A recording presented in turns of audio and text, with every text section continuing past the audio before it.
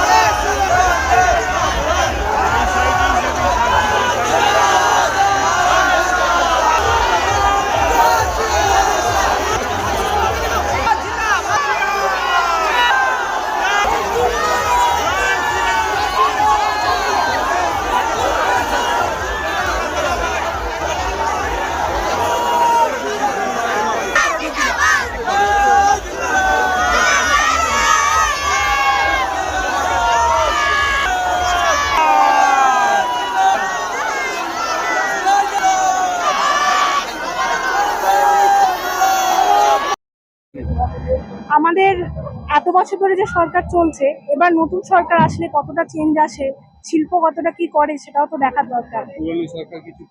পুরনো সরকার হয়তো করেছে, কিন্তু সেভাবে আমাদের কর্মজগতে বিশাল কিছু চেঞ্জ দেখছি না। তাই আমার মনে হয় পাল্টানো দরকার, অবশ্যই। 1 মাস 2 মাস হলো পেয়েছি, সব মানে এ মাসে অসুবিধা ছিল, পাইনি, কিন্তু পেয়েছি।